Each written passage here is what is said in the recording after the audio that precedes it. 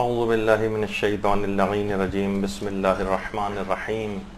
الحمد للہ وکفا وسلام علی عبادہ الذین اصطفیٰ. درود بھیجئے محمد و آل محمد.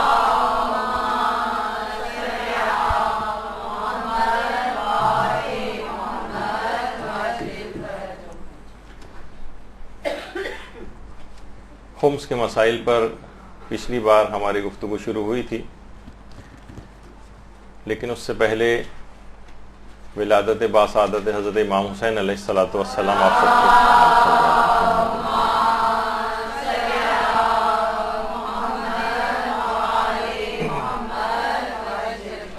بہت بہت مبارک ہو. اور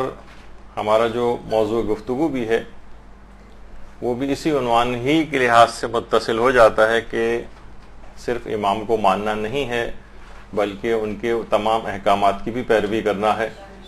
کہ جو کہ ائمہ معصومین علیہم السلام نے دیے ہیں، اور خود امام حسین کا حق یعنی حق خمس اس کو ادا کرنا ہے اور اس کے فقہی مسائل کیا ہیں. تو آپ نے دیکھا کہ لوگ بہت زیادہ ان باتوں کی طرف متوجہ نہیں ہیں، اور جشن کے شب کے جو پروگرامز کل ہوئے ہیں، اگر آپ کوئی سا بھی ایک بڑے سے بڑا جلسہ دماغ میں لے کر آئیں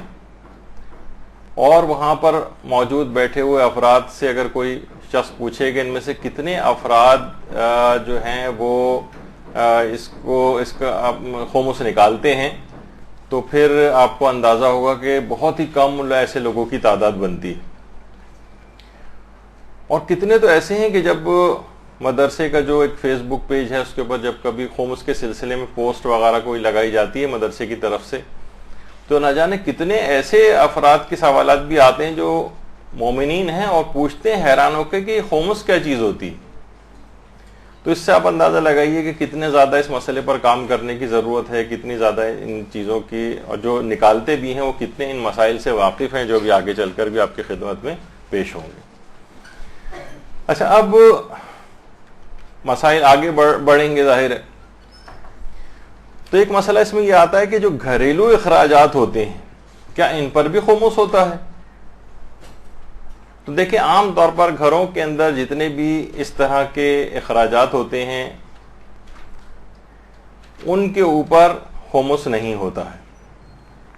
مثلا جو گھر کی بچی ہوئی اشیاء خورد و نوش ہوتی ہیں،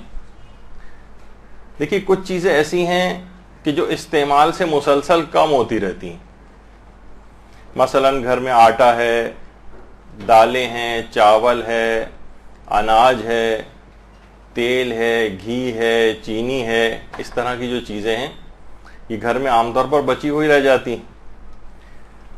اچھا، اسی طریقے سے جو اور اخراجات اس قسم کے ہوتے ہیں، جیسے مثلا آج کل گھروں میں ماسیاں اور میڈز رکھنے کا جو ایک سسٹم ہے، ان کی تنخواہیں ہیں، دیگر گھریلو ملازم ہیں، ڈرائیور ہے، مثلا مالی ہے کسی کے گھر میں. تو اگر یہ معمول کی حد تک ہے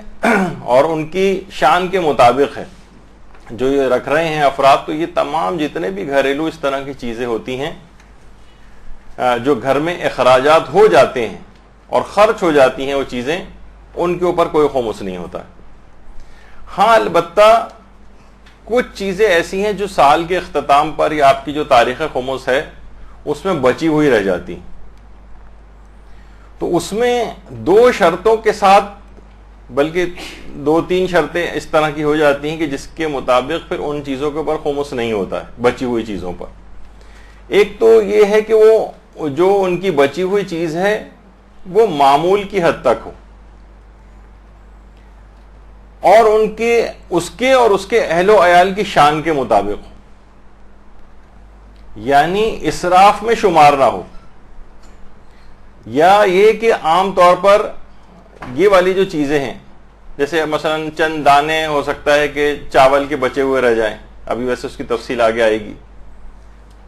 ایک مٹھی کے برابر مثلا جو ہے وہ چینی بچی ہوئی رہ جائے، یعنی بہت کم مقدار کہ وہ مارکیٹ میں اگر بیچنے جائیں تو اس کی کوئی مارکیٹ ویلیو نہیں ہے. تو یہ اس طرح کی چیزیں بہت معمولی جو اس طرح کی بچی ہوئی رہ جاتی ہیں ان پر خمس معاف ہے. لیکن بہت زیادہ اگر کوئی مثلا خرچہ اس پہ کر دے اور ضرورت سے بہت زیادہ چیزیں خرید لے. نہیں، بلکہ پہلے سے ایک اور چیز بتاؤں کہ ٹھیک ہے ان کے اوپر سے اس وقت خمس معاف ہوگا بشرط کہ اس جس پیسے سے وہ چیز خریدی گئی ہے اس پر پہلے سے خمس واجب الادا نہ ہو.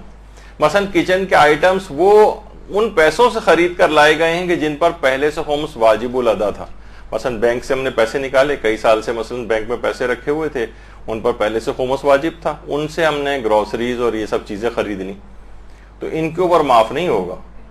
ان کا خمس دینا پڑے گا کیونکہ اس پر تو آلریڈی پہلے سے خمس واجب ہوا تھا اس پیسے کے اوپر. اچھا، دوسری بات یہ کہ ان چیزوں کے اوپر جو ہے اس سال کے اندر ان چیزوں کی ضرورت بھی پیش آئے. ایسا نہ ہو کہ فالتو اور بیکار کے طور پر بھی بہت ساری چیزیں خرید لی ہیں، اگلے سالوں کے لیے خرید لی ہیں. مثلا 5 کلو چینی کی ضرورت تھی، آپ نے 20 کلو چینی خرید کے رکھی ہوئی، تو پھر وہ جتنی بچی ہوئی چیز رہ جائے گی اس کا پھر خمس دینا پڑے گا، کیونکہ وہ فالتو اور بیکار کے طور پر نہیں ہونی چاہیے. اچھا، ایک چیز اور بھی ہے، خالی آپ دماغوں میں عام طور پر یہ آتا ہے کہ بھئی یہ جو عام طور پر جو خرچے ہوتے ہیں اور ان کے اوپر شاید یہ والا مسئلہ ہو، اور جو نیک کاموں میں انسان جو ہے خرچ کر دیتا ہے اس کے اوپر اس میں تو جتنا بھی خرچ کر دیں. تو یہ بات یاد رکھ لیجئے کہ اگر نیک کاموں میں بھی اپنی حیثیت سے بہت بڑھ کر خرچ کر دیا جائے، حتیٰ کہ مثلا تعمیر مسجد کے لیے، اب کوئی بالکل ہی غریب آدمی ہے، تمام اس کے جتنی بھی بچی کچی رقم تھی اس نے ساری کسی تعمیر مسجد کے اوپر لگا دی، جو اس کی حیثیت سے بہت بڑھ کر تھی، امام بارگاہ کی تعمیر پہ لگا دی، کسی مدرسے کی تعمیر کے لیے یا خرچے کے لیے دے دیا. تو یا مثلا مجالس، بہت سارے ایسے افراد ہوتے ہیں کہ جو بڑی بڑی رقمیں قرضے لے کر جو ہے وہ مجالس برپا کرتے ہیں،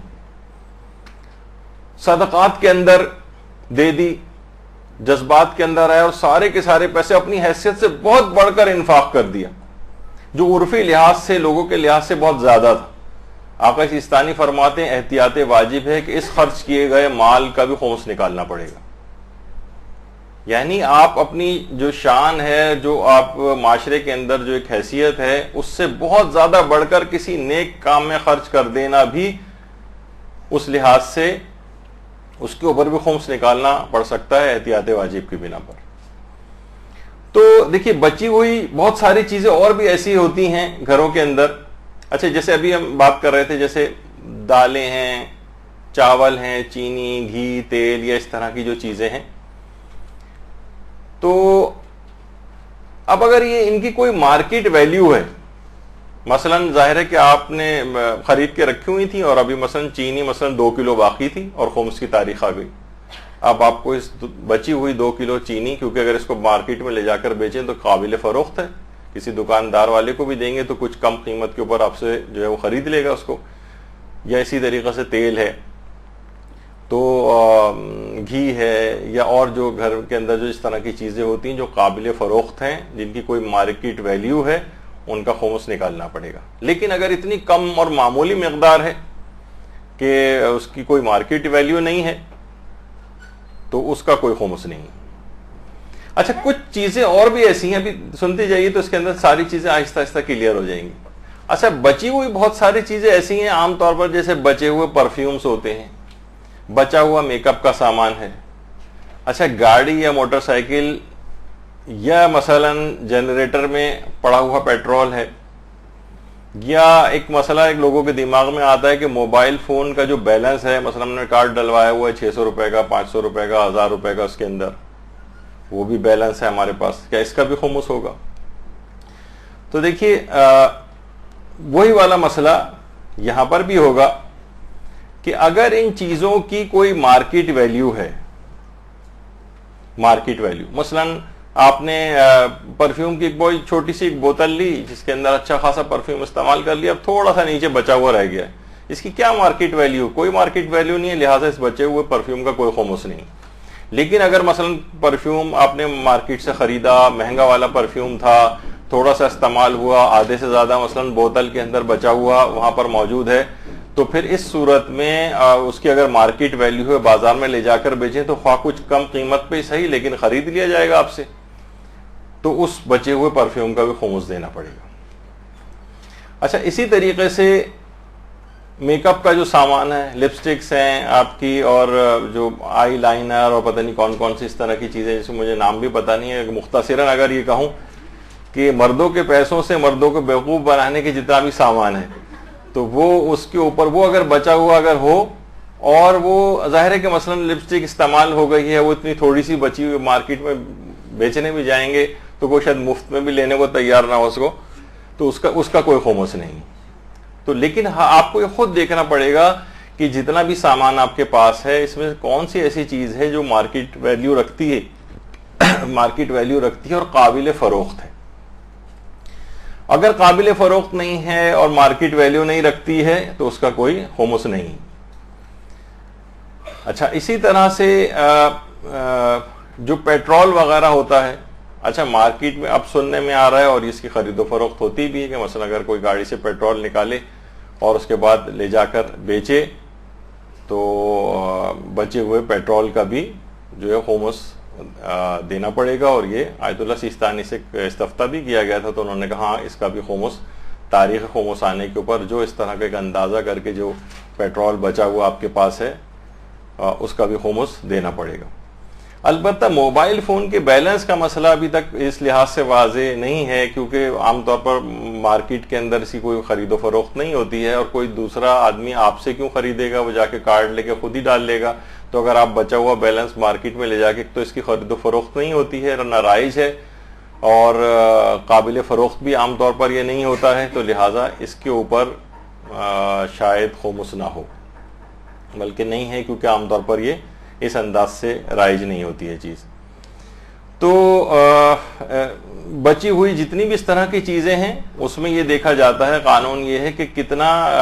جو ہے بچی ہوئی چیز کے اوپر کتنا اس کو یہ چیز قابل فروخت ہے یا نہیں ہے، اور کوئی مارکیٹ ویلیو رکھتی ہے یا نہیں رکھتی ہے۔ اگر مارکیٹ ویلیو نہیں رکھتی ہے تو خمس نہیں ہے، اور مارکیٹ ویلیو رکھتی ہے تو خمس ہے۔ اچھا، کچھ چیزیں ایسی ہیں، وہ چیزیں جو استعمال سے کم نہیں ہوتی، ابھی ہم نے جو مثالیں دی تھی ساری وہ چیزیں ہیں کہ جو استعمال سے کم ہو جاتی ہیں، ان کا خمس دینا پڑتا ہے اگر وہ مارکیٹ ویلیو رکھتی ہیں۔ لیکن کچھ چیزیں ایسی ہیں جو گھروں میں ہوتی ہیں اور استعمال سے کم نہیں ہوتی ہیں، مثلا صوفے ہیں گھر میں، استعمال سے کہاں کم ہوتے ہیں، پردے گھر میں لگے ہوئے ہیں، استعمال سے کہاں کم ہوتے ہیں،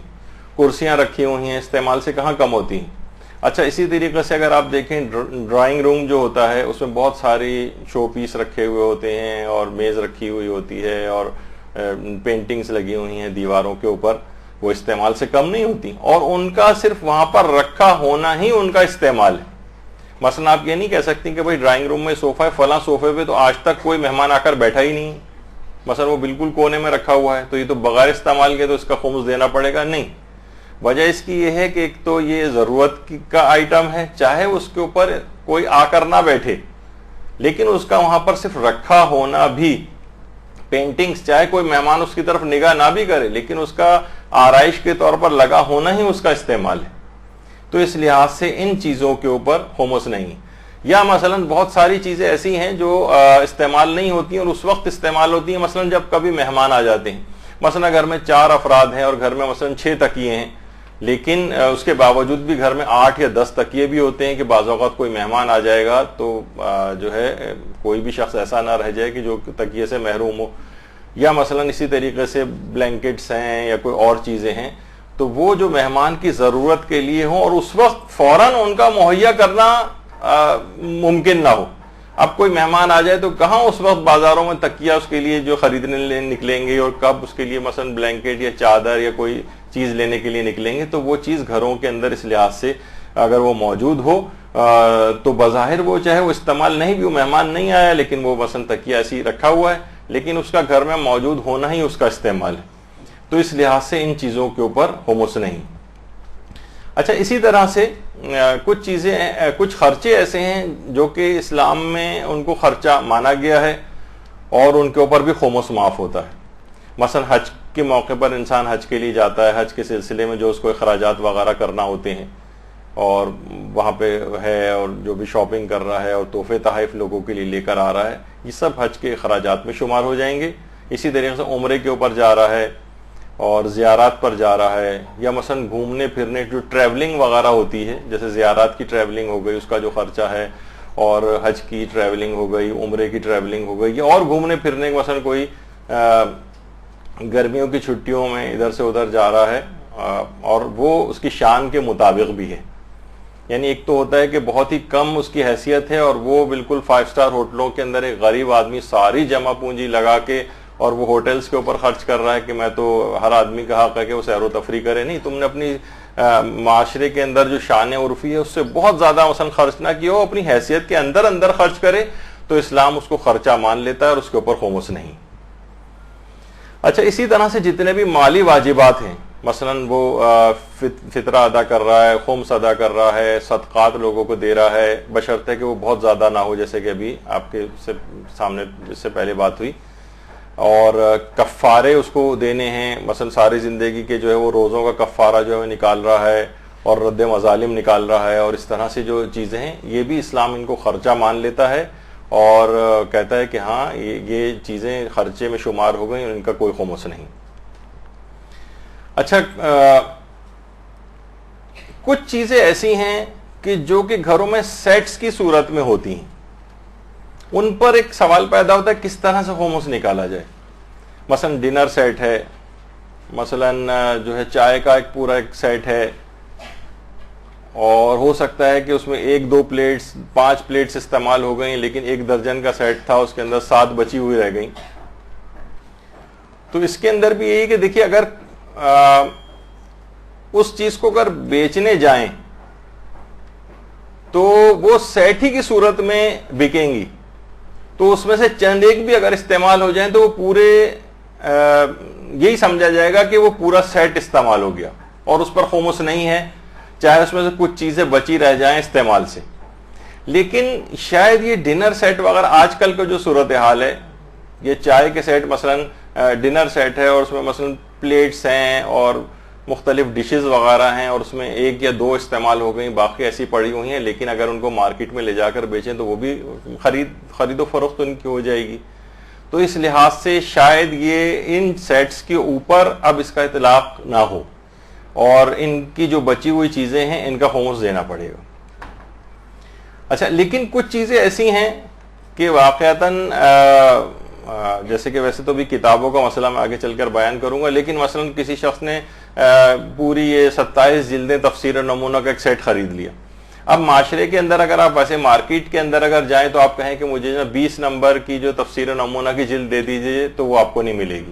وہ کہے گا لیں گے آپ تو پورا سیٹ لیں گے 27 جلدوں کا، بیچ میں سے کوئی ایک جلد نہیں دی جائے گی. تو اس میں اگر کچھ آپ نے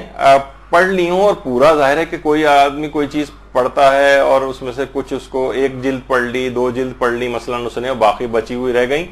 تو کیونکہ یہ مارکیٹ کے اندر سیٹ کے طور پر ہی بکتی ہے تو اس کا استعمال بھی یہ سمجھ لیا جائے گا کہ پورا ہی استعمال ہو گیا، کیونکہ اس میں الگ سے خرید و فروخت نہیں ہوتی جلدوں کی. اچھا، اسی طریقے سے مثلا ایئر رنگس جو ہوتی ہیں کانوں میں جو پہنی جاتی ہیں، بالیاں وغیرہ، یہ سیٹ کی صورت میں ہوتی ہیں. اب ایک بالی اگر مارکیٹ میں لے جا کر بیچیں تو کوئی بھی اس کو نہیں لے گا کہ بھائی ایک بالی کا ہم کیا کریں گے مثلا. یا مثلا کسی کے پاس چپل موجود ہیں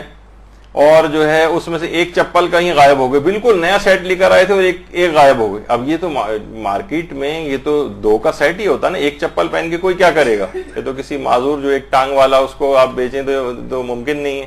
تو یہ دونوں چیزیں ہی جو ہے دونوں مل کر ایک پیئر بنے گا ان کا، اور یہ سمجھا جائے گا ایک سیٹ ہے یہ، اور یہ 2 چیزیں ہی جا کر فروخت ہوتی ہیں. اب ایک چپل خواہ وہ ابھی خرید کے لائے اور وہ غائب ہو گئی، اور وہ جو آپ کے پاس پڑی رہ گئی اس کو استعمال بھی نہیں کیا تھا، اس کا کوئی خمس نہیں،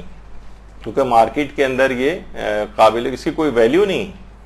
مثلا موزے کا کوئی 1 پاؤں کا موزہ ہے، اس کی کیا مارکیٹ ویلیو ہوگی؟ دستانہ ہے، 1 دستانہ یا تو 2 ہونے چاہیے مل فرض. اس طرح سے جو بھی چیزیں جو مارکیٹ میں سیٹ کے طور پر ہوں تو ان میں سے کچھ کا اگر استعمال ہو جائے اور دوسری بچی ہوئی رہ جائے تو اس کا خمس نہیں ہوتا ہے.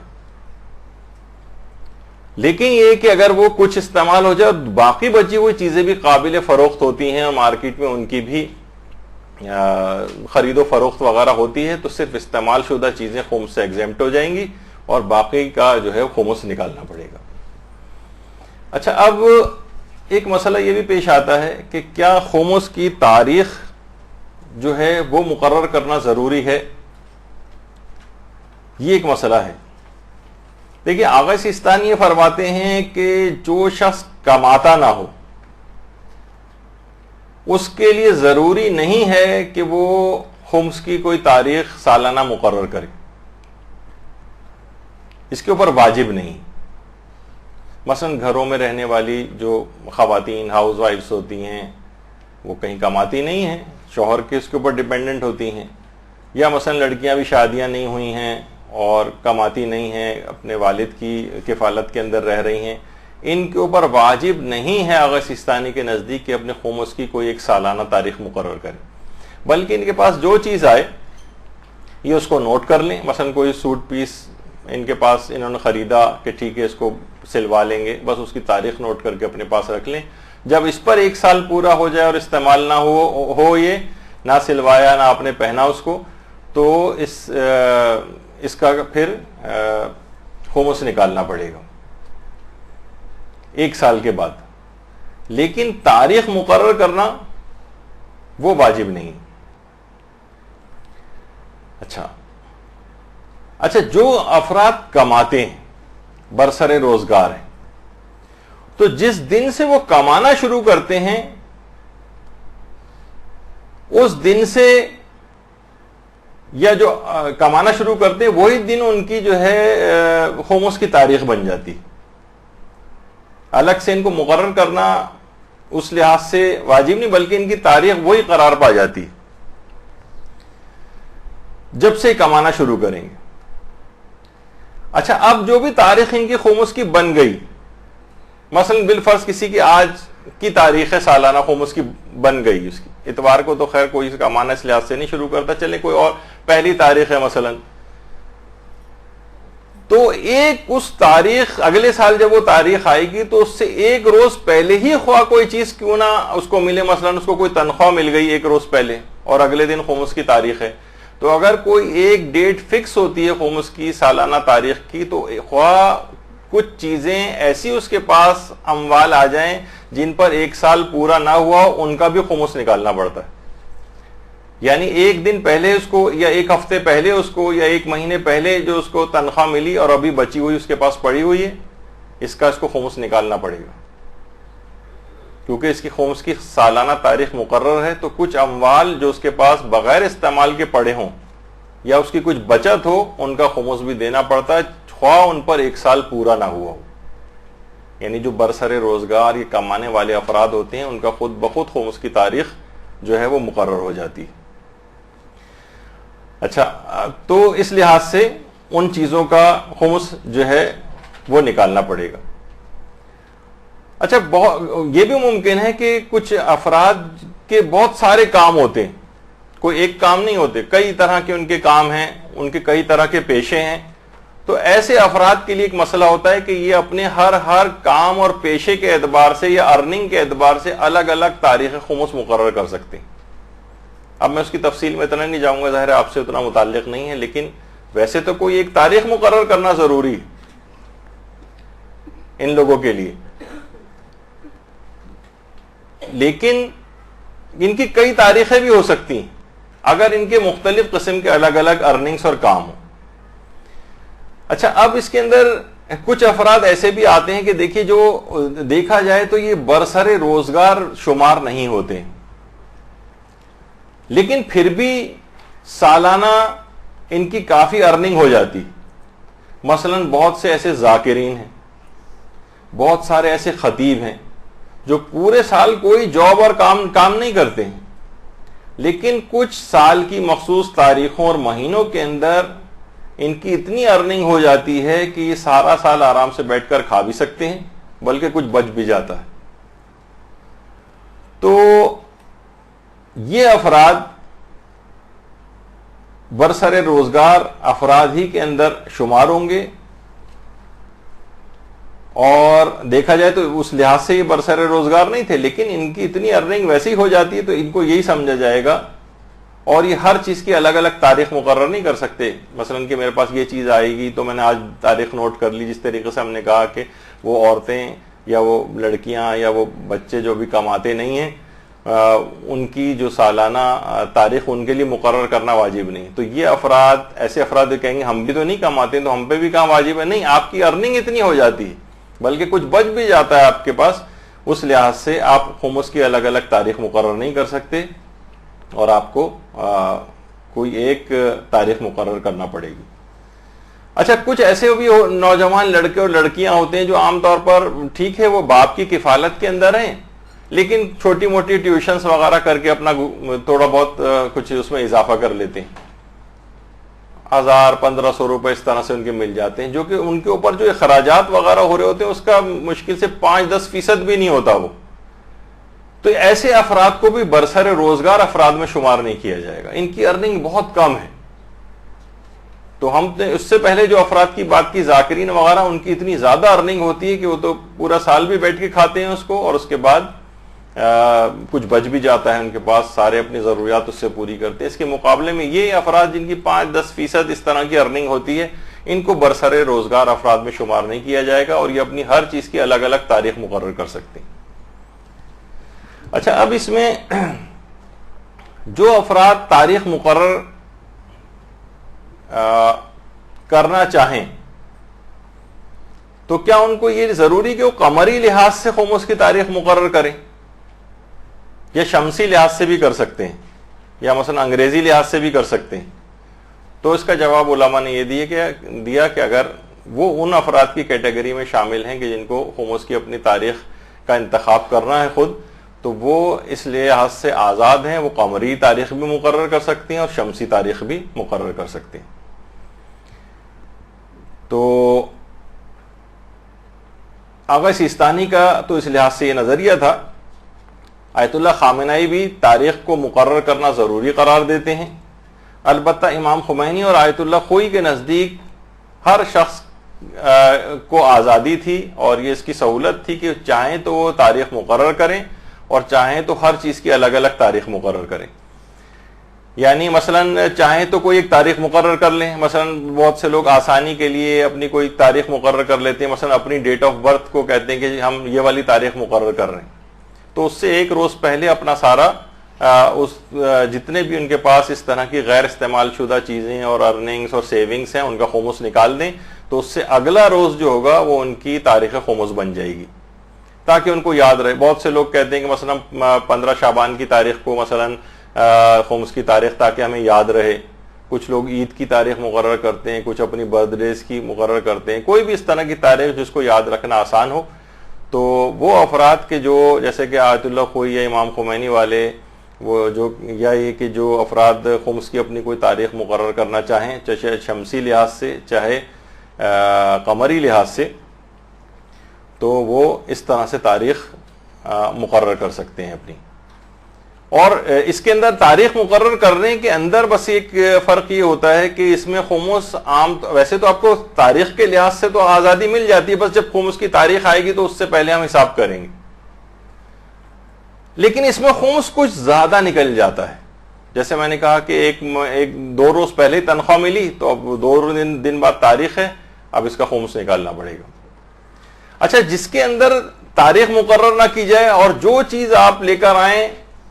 اس کی تاریخ نوٹ کر لیں اور ڈائری مینٹین کر لیں، مثلا ایک کہ جب اس پر 1 سال ہو جائے گا اور پھر ہم دیکھیں گے استعمال کے بعد کتنی اس کی اماؤنٹ رہ گئی، کتنی رقم اس میں سے بچ گئی، مثلا کوئی چیز خرید کر لائے تو وہ استعمال ہوئی یا نہیں ہوئی. اس میں پھر کاپی ورک تو زیادہ کرنا پڑتا ہے، البتہ خمس کم واجب ہوتا ہے. کاپی ورک یعنی ظاہر ہے ہر چیز کی آپ تاریخ نوٹ کر رہی ہیں، پھر 1 سال بعد اس کو چیک کر رہی ہیں کہ کس پر 1 سال ہو گیا اور کس پہ نہیں ہوا. ہاں، ابھی سب گفٹ کا بھی ابھی آگے آنے والا ہے، ابھی تو کیونکہ ساری چیزیں میں بیان کرتا جا رہا ہوں نا.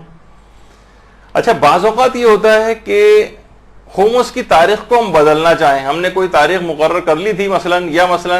جیسے کہ ہم نے کہا کہ خمس کی وہ جس دن سے آدمی کمانا شروع کرتا ہے وہی اس کی خمس کی تاریخ جو ہے وہ ہو جاتی. تو کیا ہم نہیں چاہتے کہ وہ ہمیں یاد نہیں رہے گی یا ہمیں مشکل ہو رہی ہے, ہم اس تاریخ کو نہیں کرنا چاہتے, یا ہم دیکھ رہے ہیں کہ بھئی یہ تو جو تاریخ بن رہی ہے اس لحاظ سے تو ہر تنخواہ جو ہمیں 1 تاریخ کو ملے گی, تو اس لحاظ سے ہماری مثلا 3 تاریخ بن رہی ہے تو 2 دن بعد ساری تنخواہ کہاں خرچ ہو جائے گی, اس کا مطلب خمس نکالنا پڑے گا. ہم اپنی خمس کی تاریخ کو بدلنا چاہتے ہیں. تو اس کا طریقہ کار یہ کہ جو بھی تاریخ آپ اس کے بعد خمس کی اپنے لیے پسند کریں, اس سے 1 روز پہلے جتنی بھی ایسی چیزیں ہیں کہ جو استعمال نہیں ہوئی ہیں یا جو سیونگز ہیں ان کا خمس نکال دیں,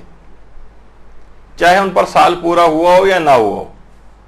ان کا خمس نکال دیا تو اب جیسی آپ نے خمس تمام چیزوں کا نکالا, اب اگلے دن کی جو ہے آپ کی تاریخ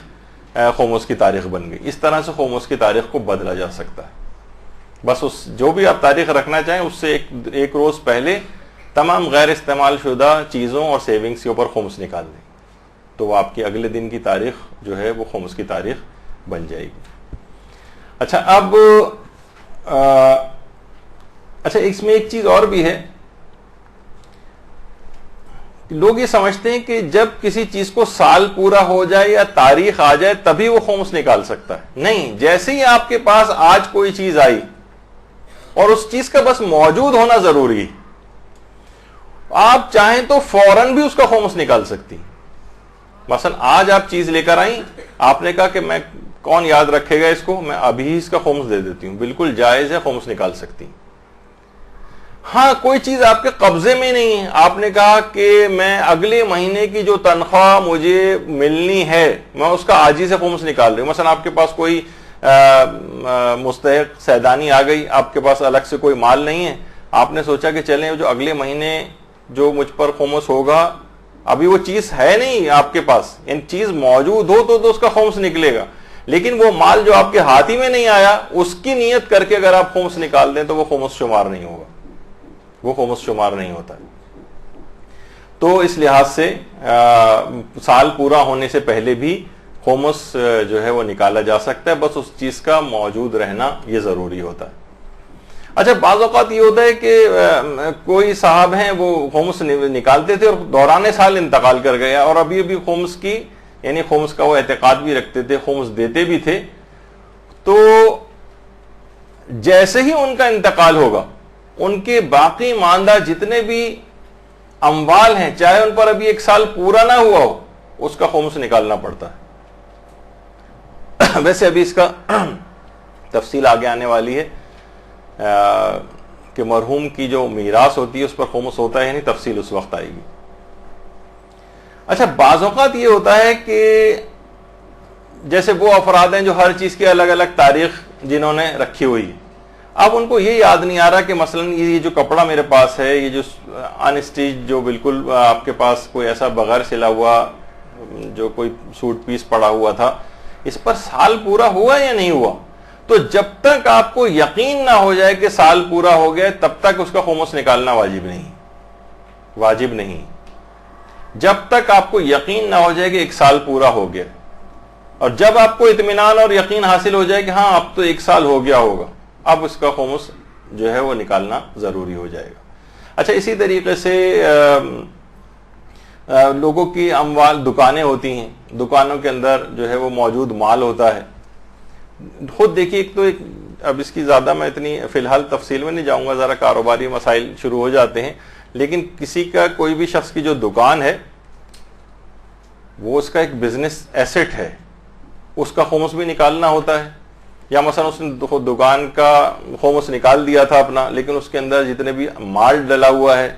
مال بھی سمجھنے کے لحاظ سے انویسٹمنٹ ہے اس کا بھی خمس نکالنا ہوتا ہے. تو بزنس کے جتنے بھی اثاثے ہیں, مثلا اگر کوئی شخص دیکھے کوئی اس نے دکان یا شو روم یا چیزیں جو اس انداز کی وہاں پر موجود ہوں, وہ بزنس ایسٹس کہلاتے ہیں. یعنی مثلا ظاہر میزیں رکھی ہوئی ہیں وہاں پر اور چیزیں اس طرح کی ہیں, تو ان کا خمس دینا پڑتا ہے, سوائے اس کے کہ وہ چیزیں کہ جو کہ بزنس میں رننگ ایکسپنسز جو شمار ہوتی ہیں ان کا خمس نہیں ہوتا ہے. مثلا بجلی کا بل دیا جائے گا, اس کا خمس نہیں ہے. مثلا کچھ ٹیکس جو ہیں وہ پے کیے جائیں گے, سیلز ٹیکس دیا جائے گا اور انکم ٹیکس دیا جائے گا, مثلا ان کا کوئی خمس نہیں ہے, سالانہ خرچوں میں شمار ہو جاتے ہیں. یعنی بزنس کے جو ایسٹس ہوتے ہیں ان کے اثاثے, ان کا خمس ہوتا ہے, لیکن جو بزنس کے رننگ ایکسپنسز ہوتے ہیں جو عام طور پر روزانہ کی بنیاد پر اس طرح سے ہوتے ہیں، بجلی کے بل، یوٹیلیٹی بلز ہیں یا اور جو اس طرح کے جو وہاں پر اخراجات ہوتے ہیں، ان کا خمس نہیں۔ اچھا، ایک مسئلہ ایک اور بھی آتا ہے کہ کیا مستحق خمس پر بھی خمس واجب ہوتا ہے؟ مثلا مستحق خمس ہے، وہ لوگوں سے اموال وغیرہ جو ہے وہ جمع کر رہا ہے، کوئی صدقہ دے گیا اسے، کوئی آ کر کوئی فطرہ دے گیا، کوئی اس طرح سے، تو علماء یہ فرماتے ہیں کہ اگر جو اس طرح کے اموال جو سالانہ اخراجات سے، اس میں ویسے علماء کے دو گروہ ہیں، لیکن ایک گروہ یہ کہتا ہے جیسے آغا سیستانی بھی کہ سالانہ اخراجات سے اس کے بہت زیادہ بڑھ جائیں، یعنی اس کو اتنے اموال آ جائیں تو زائد اموال کا دینا پڑتا ہے، یعنی جو اس کے سالانہ اخراجات سے بھی بڑھی ہوئی جو چیز ہے اب وہ اس کی سیونگز کے اندر شمار ہونے لگی، تو فرماتے ہیں احتیاط واجب ہے کہ اس کا خمس بھی دو۔ اچھا، پھر وہ خمس کے سلسلے میں کہ مثلا مستحق خمس، یہ تو عام کفاروں، رد مظالم، صدقات، خیرات، چیریٹی، اس طرح کی چیزیں اس نے وصول کی جو کہ اس کے سالانہ اخراجات سے بہت زیادہ بڑھ گئیں، لیکن یہ تو ان کا مسئلہ تھا۔ لیکن مثلا وہ خمس اگر ریسیو کر رہا ہے تو آغا سیستانی فرماتے ہیں کہ اگر سہم سادات اس کے پاس سہم سادات ہے جمع، اور مثلا سالانہ اس کی تاریخ آ گئی، وہ اس نے بچت کر لی تھی۔ اچھا، ایک چیز اور بتا دی جائے کہ بہت سارے افراد ایسے ہوتے ہیں جو ذرا مثلا کنجوسی کر کے پیسہ سیو کرتے ہیں، تو ٹھیک ہے، یہ پیسہ ہم ضرورت میں خرچ ہونے سے ہم نے اس کو بچایا اور اپنے آپ کو تنگی کرتے ہوئے ہم نے اس کنجوسی کرتے ہوئے اس پیسے کو سیو کیا، اس کا بھی خمس دینا پڑے گا، اس کو بچت کا کوئی فائدہ نہیں ہے، اس سے بہتر آپ خرچ کر لیتے، یعنی کنجوسی سے جو بچایا ہوا پیسہ ہوتا ہے اس کا بھی خمس ہوتا ہے، جو بھی سیونگ ہوتی۔ تو وہ فرماتے ہیں کہ دو طرح کے ہیں، اگر کوئی شخص سہم سادات اگر ہے تو سہم سادات پر، یہ جو مستحق خمس کے پاس سہم سادات پڑا ہوا اس پہ خمس نہیں دینا ہے اس کو۔ لیکن اگر اس کے پاس سہم امام سے، جیسے میں پچھلی دفعہ بتایا تھا کہ بعض اوقات اگر کوئی، اس کا سادات اور غیر سادات کا بھی فرق نہیں، مجتہد چاہے تو کسی بھی غیر سید کو سہم امام سے مجتہد کی پرمیشن سے مدد کی جا سکتی، بشرطے مجتہد کی اجازت ہونی چاہیے۔ تو فرماتے ہیں کہ سہم امام اگر اس کے پاس آیا ہے اس طرح سے تو احتیاط واجب کی بنا پر اس کا خمس اس کو دینا پڑے گا، البتہ سہم سادات ہی سید کے پاس اگر آیا تو پھر وہ اس کو خمس نہیں دینا ہے، یعنی جو بھی اس طرح سے، یعنی جو مستحق خمس کے اوپر بھی خمس واجب ہوتا ہے یا نہیں، یہ اس کا مسئلہ تھا۔ لیکن چلیں اتنا نہیں، لیکن کیونکہ ہر چیز اس طرح سے بیان ہو رہی ہے تو آپ کے سامنے آ جائے۔ اچھا، اسی طریقے سے خواتین ہیں، ان کو مہر کی جو رقم ملتی ہے، شادی ہوئی، شوہر سے مہر کی رقم ان کو ملی، مہر کی رقم کے اوپر پوری زندگی بھی پڑی رہے بغیر استعمال، اس پر کوئی خمس واجب نہیں ہوتا۔ مہر کی رقم کے اوپر بشرطہ مہر مل جائے، عام طور پر شوہر حضرات دبا کے بیٹھے ہوتے ہیں اور مہر نہیں دیتے، یا ابتدائی دنوں میں جو ہے اس کو معاف کروا لیتے ہیں وغیرہ، لیکن یہ کہ بہرحال خواتین پورے طور پر معاف نہ کریں، بلکہ پھر وہ الگ ایک موضوع شروع ہو جاتا ہے کہ اپنے شوہر کچھ اماؤنٹ چاہیں تو معاف کر دیں اور کچھ اماؤنٹ اس کو قرضے کے طور پر دے دیں، پھر وہ اس قرض لے جو بیوی سے مہر کی رقم قرض لیے اس کو بزنس میں لگائے تو بہت برکت ہوتی، اور اس کا کاروبار اور وہ جو ہے وہ کافی پھلتا پھولتا ہے، اور یہ چیزیں جو ہیں اس کے اندر بتائی گئی، علماء اکثر بتاتے ہیں۔ تو بہرحال مہر کی رقم جو بیوی کے پاس آئی ہے یہ اس کا ایک ایسا حق ہے جس کے اوپر خمس واجب نہیں ہوتا، خواہ بغیر استعمال کے کتنے ہی سال پڑی رہے۔ ہاں، اس مہر کی رقم چاہے اس کی شیپ آپ کیسی بھی چینج کر لیں، مثلا آپ نے سونا خرید لیا، خیر ابھی اس کے بھی آگے چل کر مسئلہ آئے گا، لیکن وہ ہے اصلاً مہر کی رقم۔ اچھا، دیات واجب ہوتی، مثلا ابھی اس کا موقع تو نہیں ہے لیکن بہرحال یہ بھی ایک ہے کہ مثلا بچے کو کسی نے اپنے ایسا مارا کہ اس دیت واجب ہو گئی۔ ماں کو تو خیر ہم اس میں جب تربیت اولاد کی کلاسز ہوئی تھی تو مار پیٹ اور اس سے ریلیٹڈ جتنی بھی دیات ویات کی جو چیزیں تھیں، ضمنی احکام، وہ کافی بیان ہوئے تھے، اب تو ریپیٹ نہیں کرنا ہے، لیکن مثلا دیت واجب ہو گئی۔ اچھا، اب یہ سنبھال کے رکھنا ہے، اور بالغ ہونے کے بعد بچے کے یا تو معاف کر دے بچہ آپ کو بلوغ کے بعد، بچپن نابالغیات کے عالم میں تو اس کا معاف کرنا بھی بیکار ہے، معاف کر ہی نہیں سکتا ہے، کر بھی دے تو اس کی کوئی حیثیت نہیں شرعی۔ بالغ ہونے کے بعد یا تو معاف کر دے یا وہ کہے کہ ٹھیک ہے میری دیت مجھے دیجئے، میرے اخراجات اس میں کہ آپ نے ایسا مارا تھا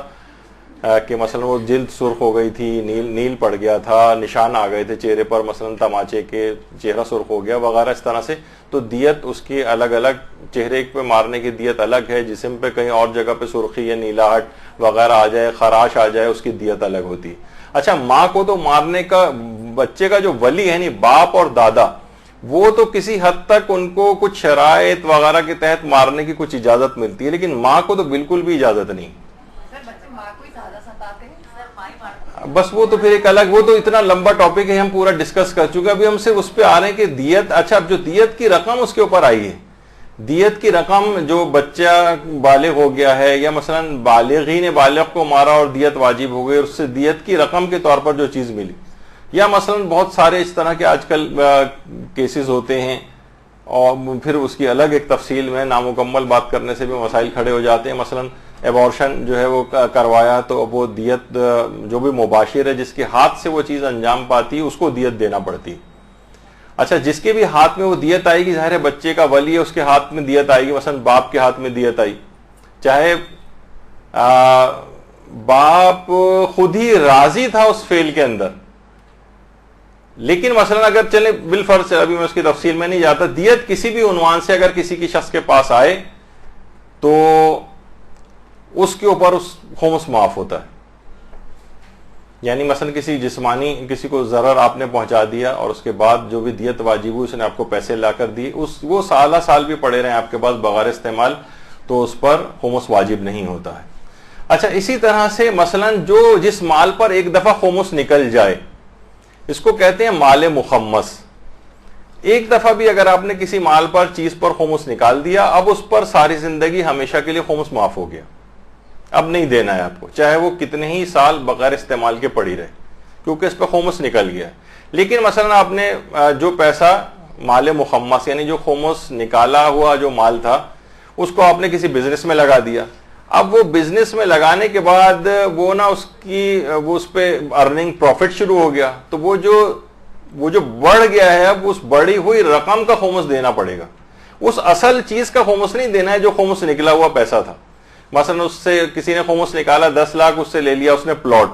اب وہ پلاٹ جو ہے وہ جناب 20 لاکھ کا ہو گیا, تو اب مزید جو 10 لاکھ اوپر آئے ہیں اس مزید 10 لاکھ کا خمس دینا پڑے گا. وہ جو 10 لاکھ جو پاک ہو گئے تھے جن کا خمس نکل گیا تھا ان پر کوئی خمس نہیں ہے ساری زندگی. تو مال مخمس پر خمس. اچھا اس میں ایک اور بات یہ پیش آتی ہے, وہ یہ ہے کہ مثلا اکثر دیکھنے میں آتا ہے کہ مثلا والدین اپنی بیٹی کو کوئی چیز اگر دیتے ہیں شادی کے بعد, اور کہ بھئی یہ ہمارا نا خمس نکلا ہوا حلال پیسہ, اس سے ہم اس کو یہ پیسہ دے رہے ہیں, یہ چیز دے رہے ہیں, تو کہتے ہیں اب اس کے اوپر تو ہم نے خمس نکال دیا, اب خمس نکلی ہوئی چیز کسی کو دیں تو اب اس کے اوپر کبھی خمس نہیں ہوگا. یہ غلط فہمی. وہ غلط فہمی کیا ہے کہ اگر ایک مال پر خمس نکالا جا چکا ہو لیکن اس کے بعد وہ مال ہم کسی اور کو دے دیں, تو وہ جو یہ اس وقت ہے کہ مال مخمس پر خمس نہیں ہے جب یہ اسی اصل مالک کے پاس رہے. اگر اس کا مالک بدل جائے تو اس نئے مالک کے پاس وہ بغیر استعمال کے 1 سال تک پڑا رہے تو اس کو خمس دینا پڑے گا اس کا. لوگ عام طور پہ سوچتے ہیں کہ ہم نے تو خمس نکال کر اس کو چیز دی اپنے رشتہ دار کو, تو اس پر بھی خمس نہیں ہوگا چاہے یہ بغیر استعمال کے پڑی رہے, تو یہ غلط فہمی. مال مخمس کا جب مالک بدل جاتا ہے تو اس پر خمس ہوتا ہے, یعنی اگر وہ اس نے استعمال نہیں کیا, استعمال ہو گیا تو چلیں استعمال شدہ چیز کے اوپر خمس نہیں ہے, لیکن بغیر استعمال کے 1 سال تک اگر اس طرح سے چیز پڑی رہے تو اس کا خمس اس کو دینا پڑتا ہے. اچھا ابھی وہ آنے والا ہے تحفے کا. اچھا اسی طرح سے وہ بزنس پارٹنرز جو عام طور پر خمس نہیں نکالتے, کسی کے ساتھ ہم کر رہے ہیں وہ تو ضروری نہیں کہ خمس نکالے, اس کے ساتھ کاروبار کرنا کیسا ہے, تو اس پہ جو ہے اس کے ساتھ کاروبار کرنا جائز ہے. بس آپ کو جو پروفٹ اور ارننگز ہوں, آپ کا جتنا حصہ شراکت بنتی ہو, آپ اس پر خمس وغیرہ اپنا پابندی سے دیتے رہیں تو وہ ٹھیک ہے. کسی ایسے شخص کے ساتھ بزنس پارٹنرشپ کرنا جو کہ خمس نہیں نکالتا ہے, اس کے ساتھ کاروبار کرنا جائز ہے. اچھا اب اس کے بعد آتا ہے ایک مسئلہ زیورات پر خمس کا. اچھا دیکھیے, اگر کسی کے استعمال کا زیور ہے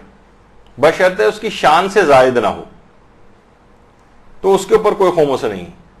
وہ استعمال کرتی ہے، جب شادیاں میں کہیں جانا ہوتا ہے تو اس کو پہنتی ہے، اور وہ اس کی شان کے مطابق بھی ہے، شان کے مطابق ہے اور اس کی ضرورت ہے، اس کو استعمال میں لاتی ہے، اس کے اوپر کوئی خمس نہیں۔ لیکن مثلا اس نے پیسے پڑے ہوئے تھے، اس نے سوچا کہ چلے سونے کے جو کوائنس یا بسکٹس وغیرہ آتے ہیں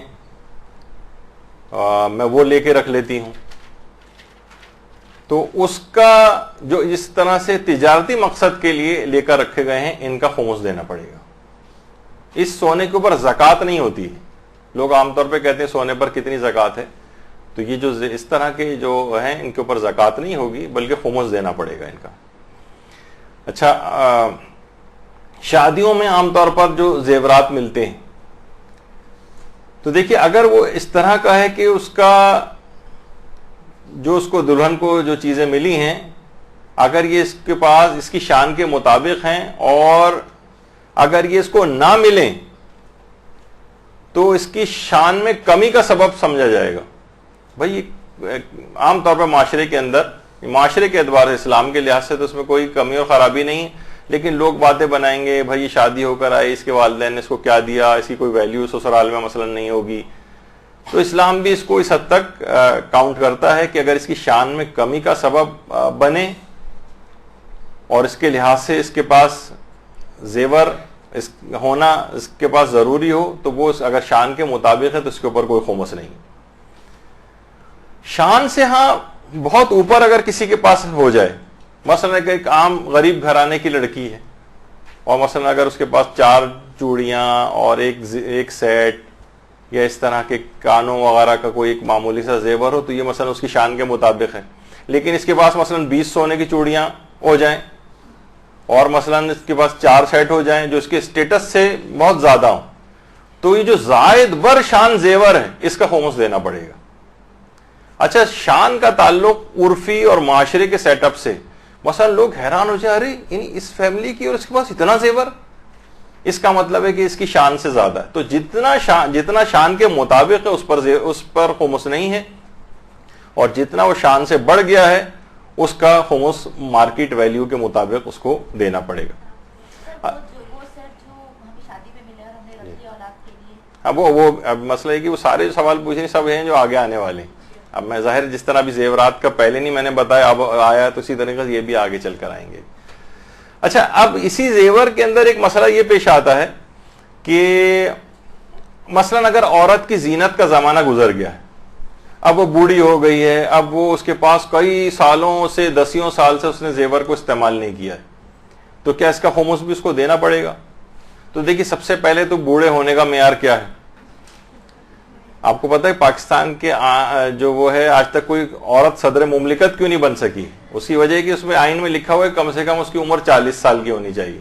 اور وہ پورے پاکستان میں کوئی بھی نہیں ہے، ظاہر اس وجہ سے کوئی آج تک صدر نہیں بن سکی۔ تو بہرحال یہ کہ اس کا یہ ہے کہ اس کی اگر زینت کا زمانہ گزر گیا تو آغا سیستانی فرماتے ہیں کہ اگر زینت کا زمانہ اس کا گزر جائے تو خواہ کتنے ہی سال تک اس کا زیور اسی طرح سے پڑا رہے، اس کو خمس نہیں دینا ہوتا، چاہے اب وہ استعمال نہیں بھی اس کے ہو رہا ہے، سوائے اس کے کہ امام خمینی وہ فرماتے تھے کہ اگر زینت کا زمانہ گزر جائے اور اب یہ اس کے بعد اب اس کا زیور کا بھی استعمال مثلا نہیں ہوگا تو آئندہ سالوں میں اس کا خمس بھی نکالنا پڑے گا اس کو۔ تو بہرحال یہ تھوڑا سا فقہا کے اندر اختلاف بھی ہو جاتا ہے، لیکن زیورات کا میں اس وجہ سے اتنا زیادہ اس کے اوپر نہیں جا رہا کہ مولانا عامر رضا یاسوبی صاحب قبلہ نے اس موضوع کے اوپر مجھے معلوم ہے ان کا کلپ بھی اویلیبل ہے، اور جہیز کے سامان کے سلسلے میں اس کا سونے وغیرہ کا بھی انہوں نے شاید تذکرہ کیا ہے۔ اچھا، اب گھر یا بزنس کے حوالے سے کچھ سواریاں ہر شخص کے پاس ہوتی ہیں، گاڑی ہے، موٹر سائیکل ہے، اس کا اصول یہ ہے کہ دیکھیے کہ جو ذاتی استعمال کی جو گاڑی ہے اس کے اوپر کوئی خمس نہیں، ذاتی گھر جس کے اندر رہ رہے ہیں اس کا کوئی خمس نہیں، بشرطے اس کے اوپر جس مال سے خریدا گیا اس پر پہلے سے خمس واجب نہیں ہو۔ مثلا اگر ظاہر ہے اگر اس پیسے کے اوپر پہلے سے خمس واجب تھا، اسی سے آپ نے گھر خریدا ہے تو اس گھر کا خمس نکالنا پڑے گا نا اس مال کا، وہ تو معاف نہیں ہوتا کہ چاہے آپ نے اس کی شکل بدل لی, پیسے سے آپ نے گھر میں چینج کر لیا, پیسے سے گاڑی خرید لی, وہ خمس پہلے آ چکا تھا اس کے اوپر. ہم اس وقت کی بات کر رہے ہیں کہ جب ان پہ خمس واجب نہیں تھا اور ہم نے مثلا اپنے استعمال کی کوئی گاڑی, گھریلو استعمال کی گاڑی, اس کے اوپر کوئی خمس نہیں ہے بشرطہ شان کے مطابق. مثلا بالکل غریب آدمی ہے اور اس پیسے سے رولز رائس یا اس طرح کی کوئی گاڑی خرید لے تو وہ تو شان سے بہت زیادہ ہے, تو زائد بر شان کا خمس دینا پڑے گا اس کو. ذاتی جو اس کی شان کے مطابق گاڑی ہے اس کا کوئی خمس نہیں. گھر ہے اس کی شان کے مطابق جس کے اندر وہ رہ رہا ہے اس کا کوئی خمس نہیں. اچھا, اب ہاں بعض اوقات یہ ہوتا ہے کہ کچھ افراد ایسے ہیں کہ گھریلو استعمال کی گاڑی الگ ہے لیکن ایک بزنس استعمال کی گاڑی, مثلا ملازمین کو ایک شہر سے دوسرے شہر لے کر جانا ہے, بزنس کے طور پر استعمال ہوتی ہے, اس کا خمس دینا پڑے گا. یا مثلا گھریلو گاڑی ہے, یہ گھر میں بھی استعمال ہوتی ہے اور بزنس میں بھی استعمال ہوتی ہے, تو یہ دیکھا جائے گا اس کا زیادہ استعمال کہاں ہے. اگر گھریلو استعمال زیادہ ہے تو اس کا کوئی خمس نہیں, خواہ بزنس میں تھوڑا بہت استعمال ہوتی ہے, اور اگر اس کا بزنس میں ہی زیادہ استعمال ہے 10% 5% ہمیں آنا جانا کہیں پڑے تو استعمال کر لیتے ہیں, ورنہ 90% مثلا بزنس میں استعمال ہو رہی, اس کا خمس دینا پڑے گا, چاہے وہ ایک ہی گاڑی ہے اور وہ اس طرح سے استعمال ہو رہی. تو یہ اس اصل میں اس کے استعمال کو دیکھا جائے گا. بزنس پرپز میں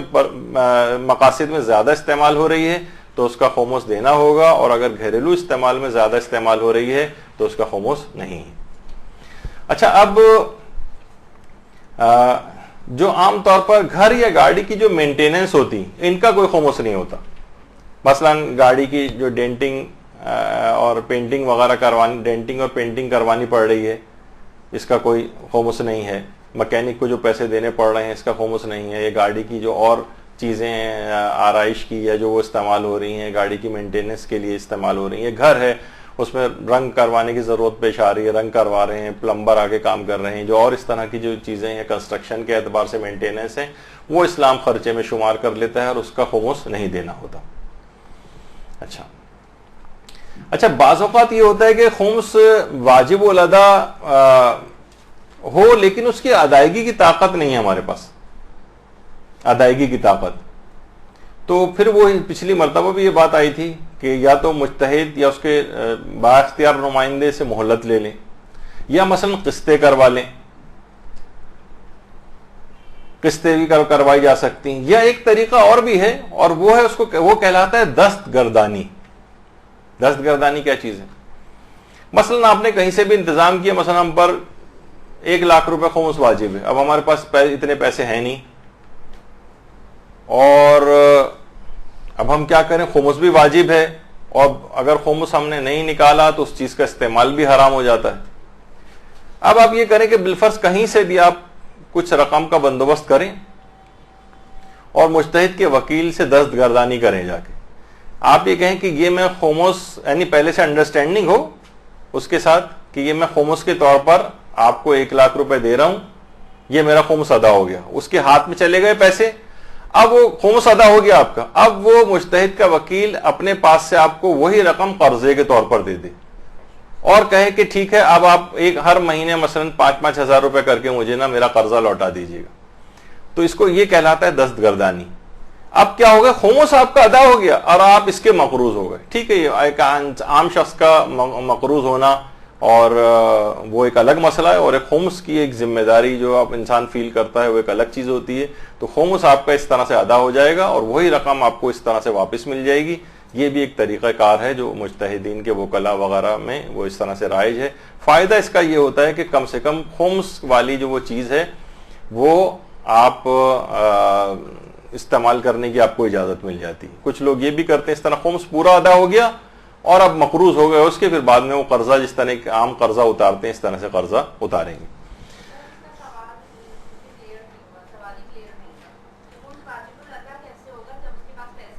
خمس واجب الادا ہو سکتا ہے نا, مثلا آپ کے پاس ابھی پیسے نہیں ہیں لیکن آپ کے پاس ایک سوٹ پڑا ہوا ہے جو کہ آپ نے سلوایا نہیں, اس کے اوپر خمس واجب ہو گیا. چاہے ابھی ادائیگی کے پیسے نہیں ہیں آپ کے پاس اس کی, لیکن اس سوٹ کے اوپر خمس تو آ چکا ہے. وہ ٹھیک ہے, آپ کو ابھی آپ کے پاس کیونکہ پیسے نہیں ہیں تو یا تو آپ جا کر اس سے مہلت مانگیں کہ میں بعد میں ادا کر دوں گی, یا یہ کہ آپ اس سے قسطیں بندوا لیں یا پھر یہ دستگردانی کریں جا کر. اس طرح سے خمس جو ہے وہ ادا ہوگا. لیکن خمس چاہے کسی کے پاس ابھی مال نہیں ہو لیکن خمس اس کی گردن پہ تو آ چکا ہے. یا مثلا بہت سارے افراد ہوتے ہیں جیسے کسی نے پلاٹ لے کے رکھا ہوا ہے, پلاٹ مثلا اب ہو گیا ہے جناب 50 لاکھ کا مثلا, اب اس کے اوپر اتنی بڑی اماؤنٹ 10 لاکھ کی کہاں سے نکالیں, یہ تو پیسے ہمارے پاس نہیں ہیں.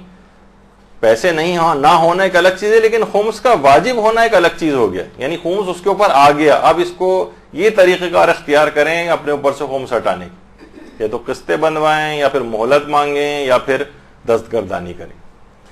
اچھا, اس کے بعد ایک ہوتا ہے کہ مثلا یہ خواتین کے ساتھ ہوتا ہے کہ بیوی پر واجب الادا جو خمس ہے وہ کون نکالے گا, وہ خود نکالے یا شوہر نکالے. پچھلی دفعہ بھی بات آئی تھی. تو یہ خود بیوی کے اوپر ہی واجب ہے, شوہر کے اوپر بیوی کے خمس وغیرہ یا مالی واجبات ادا کرنے واجب نہیں ہوتے. اب آپ کہیں گے کہ بھائی وہ تو کماتی نہیں ہے تو وہ کہاں سے خمس نکالے گی. تو عورتوں کے پاس دیکھیے بہت سارے اموال ہیں, مثلا اس کے پاس میراث میں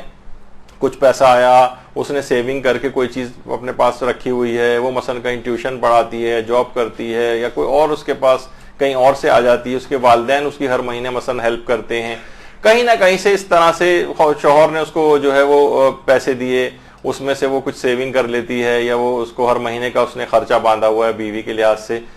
تو کہیں نہ کہیں سے اس کے پاس اس طرح کے اگر ذرائع ہوتے ہیں, وہ تو بہرحال واجب اس کے اپنے اوپر ہی ہوگا, شوہر کے اوپر واجب نہیں ہوتا, چاہے وہ بھی اس کے پاس پیسے ہوں ادا کرنے کے, پیسے نہ ہوں. یہ شوہر کی ذمہ داری نہیں ہے کہ اس کے مالی واجبات. شوہر انفاق کر دے, خود سے اس کو دے دے کہ چلو تم اس سے اپنا خمس نکال دو, وہ ایک الگ مسئلہ ہے, وہ باہمی میوچل انڈرسٹینڈنگ وغیرہ کے اوپر, لیکن واجب نہیں ہے اس کے اوپر. اچھا, اب ایک مسئلہ آتا ہے اور وہ ہے کتابوں پر خمس کا. کتابوں پر خمس دیکھیے, کچھ تو ہوتے ہیں حضرات نکھٹو ٹائپ کے, انہیں پڑھنا کچھ نہیں ہوتا, لیکن ایک لائبریری کتابوں کے پاس کھڑے ہو کے ایک تصویر کھنچوائیں گے, ایک سیلفی لیں گے, اس کے اوپر لگا دیں گے مثلا. یعنی یا مثلا ایک آدھ صفحہ کسی کتاب کا پڑھ لیا, لائبریری بھری ہوئی ہے, پوچھا جائے کہ جناب یہ آپ نے پڑھا یا نہیں پڑھا, تو پتہ چلا کوئی کتاب اس میں سے نہیں پڑھی ہوئی انہوں نے. ان جو بغیر پڑھی ہوئی کتاب ہیں ان سب کا خمس نکالنا پڑے گا ایسے افراد کو. بہت سے لوگ مذہبی کتابوں کی پوری ایک لائبریری جو اس طرح سے اپنے گھروں کے اندر بنا لیتے ہیں, لیکن بہت ہی کم, ایک آدھ صفحہ پڑھنے سے کام نہیں چلتا کتاب کا. یعنی اتنا شمار ہو کہ اس کو پڑھی ہوئی کتاب کہا جا سکے, کم سے کم کتاب کا اتنا پڑھنا ضروری ہوتا ہے. بہت سے لوگ کہتے ہیں اچھا بھائی خمس کتاب کا معاف کرنا ہے نا, پہلا صفحہ پڑھا, درمیان کا ایک صفحہ پڑھا, پھر آخر کا صفحہ پڑھ لیا. نہیں, اس طرح خمس معاف نہیں ہوتا. اتنا کم سے کم, وہ جو ایک افسانہ ہے میبل اور میں جو کسی زمانے میں ہوا کرتا تھا کہ وہ کسی سے کتاب لے کر آئے اور اس کے بعد جب پوچھا تو وہ پڑھ کے انہوں نے واپس کر دی, تبصرہ بھی کر رہے تھے, جب کتاب واپس گئی تو پتہ چلا اس کے تو صفحے ہی کھلے ہوئے نہیں تھے. تو بہرحال اس طرح کی چپکے ہوئے صفحات تھے ان کے آپس میں. تو بہت سے اس طرح کے افراد ہوتے ہیں کتابوں کی کتابیں جمع کر کے رکھتے ہیں, لیکن پڑھتے نہیں ان کتابوں کو, ان کا خمس ان کو دینا پڑے گا. اچھا, کچھ چیزیں ایسی ہیں قطع نظر اس کے اس سیٹ والے مسئلے کے بھی, اس کو آپ چھوڑ دیجئے. مثلا تفسیر نمونہ کی کسی نے, مثلا ایک عام طالب علم ہے, عام دینی طالب علم, اور ظاہر ہے جب دینی طالب علم ہے تو کتابیں جمع کرنے کا ان کو بھی شوق ہو جاتا ہے, تو ان کے پاس اپنی جو درسی کتابیں ہوتی ہیں ان کا تو کوئی خمس نہیں دینا پڑتا, وہ تو وہ ان کے استعمال میں بھی ہوتی ہیں, ان کی ضرورت کی ہوتی ہیں یا ان کے پاس ہونی چاہیے. لیکن وہ مثلا شوق میں تفسیر نمونہ کی 27 جلدیں لے آیا, تفسیر المیزان کی ساری جلدیں اس نے اٹھا کے اپنے شیلف میں لگا لی, اس کا ان کو خمس دینا پڑے گا. اس کے مقابلے میں ایک ایسا عالم ہے, یہ شخصیات کے اوپر بھی ڈیپینڈ کرتا ہے کہ کون سی شخصیت کی کون سی کتاب ضرورت ہے. مثلا ایک عالم ہے, اس کی ضرورت ہے کہ اس کے پاس تفسیر نمونہ کی 27 جلدیں ہونی چاہیے. کبھی وہ کسی جگہ سے تیاری کرتا ہے, کبھی کسی جگہ سے نکال کے تیاری کرتا ہے, اسے مجالس پڑھنی ہے, تبلیغات کرنی ہے. اب کچھ جلدیں اس میں بچی بھی اگر رہ جائیں تو اس کے اوپر وہ اس کی ضرورت کی کتاب شمار ہوتی, اس لحاظ سے اس کے اوپر شاید خمس نہ ہو. لیکن ایک عام طالب علم, اس کے لیے تو ضروری نہیں تفسیر, اسے اپنی درسی کتابیں پڑھنی چاہیے اور جانا بھی نہیں چاہیے فی الحال ایسی کتابوں کی طرف اس کو. تو یہ اس کی ضرورت سے ایک زائد چیز شمار ہوگی, وہ اس نے اگر نہیں پڑھی ہیں ان کا خمس دینا پڑے گا. اچھا, بہت ساری کتابیں اور ایسی ہیں جن کا خود گھر میں موجود ہونا ضرورت شمار ہوتا ہے.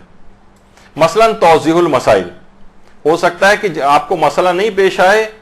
تو سال 6 مہینے تک توضیح المسائل کھلنے کی نوبت نہ آئے, لیکن یہ بہت مشکل ہے. جو بھی ذرا سا بھی دین میں ہوتا ہے وابستہ, اس کے لیے اکثر و بیشتر اسے توضیح مسائل کھولنا پڑتی ہے. لیکن توضیح مسائل ایسی کتاب ہے اس کے گھروں کے اندر موجود رہنا ہی اس کی یعنی ضرورت ہے. مثلا ڈکشنری ہے. اب یہ تو نہیں کہ آدمی ایک ناول کی طرح سے اٹھا کے ڈکشنری پڑھتا ہے, نہیں, جب ضرورت پیش آتی ہے اس وقت نکالتا ہے جب کسی کے معنی سمجھ میں نہیں آ رہے ہوتے. ٹیلی فون ڈائریکٹری ہے. کون بیٹھ کے ناموں کو اس طرح سے پڑھتا رہے گا اس کے اندر, جب کبھی کوئی نام تلاش کرنا پڑے گا مثلا تو اس کو اٹھایا جائے گا. کچھ چیزیں ایسی جن کا گھروں میں موجود رہنا ان کی ضرورت میں شمار ہوتا ہے. تو یہ اگر بغیر پڑھے بھی رہ جائیں, یا مثلا قرآن بھی اس کے اندر شمار ہوتا ہے. یعنی قرآن جیسی کتاب اس کو پورا سال انسان کھول کے نہ پڑھے, بہت بعید ہے مومن سے. لیکن اگر کسی کے پاس مثلا کئی قرآن ہیں تو ایک قرآن تو چلیں آپ کی ضرورت میں شمار ہو گئی, جو مزید 3 قرآن بغیر پڑھے ہوئے آپ کے پاس رکھے ہوئے ہیں ان کا خمس دینا پڑے گا. عام طور پر بہت سی جگہوں سے قرآن آ جاتے ہیں اور تحفے میں مل جاتے ہیں, لیکن تحفے کا مسئلہ خیر آگے آئے گا. لیکن کہیں سے بھی بہرحال آپ خود ہی لے آئے, آپ نے خود ہی قرآن جمع کر لیے, لیکن کوئی قرآن جو ایک آپ کے پاس ہوتا ہے جو آپ جس سے پڑھتی ہیں باقی قرآن ویسے رکھے ہوئے, تو ان جو زائد قرآن ہیں ان کا خمس دینا پڑے گا. تو وہ کتابیں جو آپ کی ضرورت ہیں ان کا خمس نہیں, لیکن جو کتابیں ضرورت میں شمار نہیں ہوتی وہ اگر بغیر پڑھے آپ کے پاس رہیں اور اتنی مقدار آپ نے کتاب کی نہ پڑھی ہو کہ اس پر سے خمس معاف ہو جائے تو اس کا خمس دینا پڑے گا. جی, تو ابھی ہاں وہ بھی تحفے کا مسئلہ ابھی آگے آنا ہے. اس میں مراجع کے کافی اختلافات ہیں کہ کون تحفے پہ خمس کے قائل ہیں کون نہیں.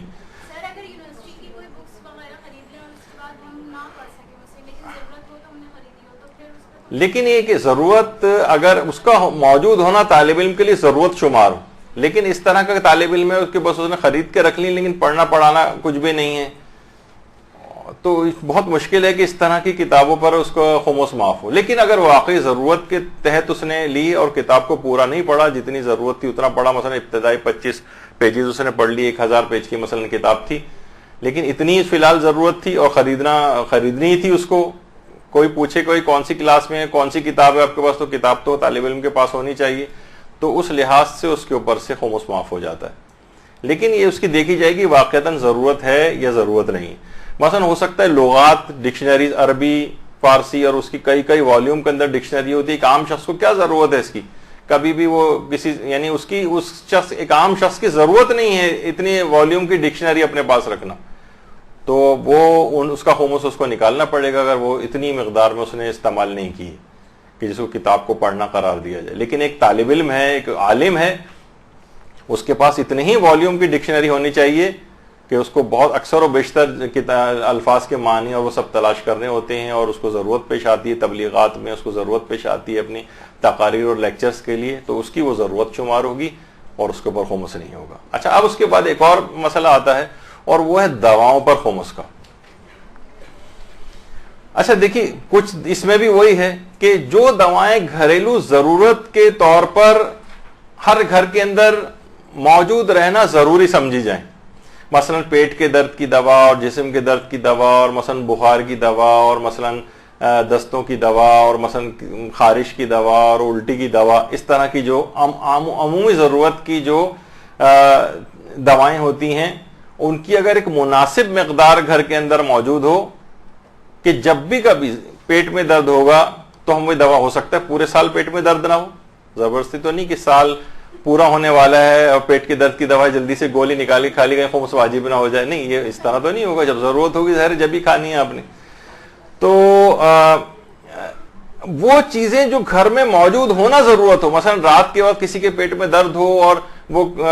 ڈاکٹروں کے پاس مثلا فون جاتے ہیں تو کہتے ہیں بھائی آپ کے پاس فلاں دوا ہے, مثلا بسکوپان ہے آپ کے پاس, مثلا فلاں دوا آپ کے پاس ہے, وہ کہتے نہیں یہ تو ہمارے پاس کچھ بھی نہیں ہے. تو عام طور پر دوسرے لوگ بھی ناراض ہوں, یار اتنی چیز تو آپ کے پاس مثلا ہونی چاہیے تھی, یہ تو دوا بخار کی تو کم سے کم گھر میں آدمی رکھتا ہے, راتوں کو اٹھ کے کہاں لینے کے لیے آپ جائیں گے. تو ایسی دوائیں جو بہت کامن استعمال کی ہوں اور وہ گھر کے اندر عام طور پر رکھی جاتی ہوں کہ جب ضرورت پیش آئے گی انہیں استعمال کر لیں گے, پھر اگر وہ اس کی ضرورت سارا سال نہیں بھی پیش آئے تب بھی اس کے اوپر کوئی خمس نہیں دینا ہوتا. جیسے پہلے زمانے میں ایک جو ہے لوگ بیان کرتے ہیں کہ امرت دھارا جو ہے ایک چیز ہوتی تھی, اور وہ گھر میں کوئی بھی ہوتا تو بخار تو وہ پلاتے تھے, پیٹ میں درد ہے تو وہ پلاتے تھے, ہر چیز میں وہ کام آ جاتا تھا. تو اس طرح سے ان چیزوں کو گھر میں رکھیں. اچھا کچھ دوائیں ایسی ہیں, اس میں دو چیزیں ہیں. ایک تو یہ کہ وہ دوا عام طور پر مثلا کوئی شخص کہے کہ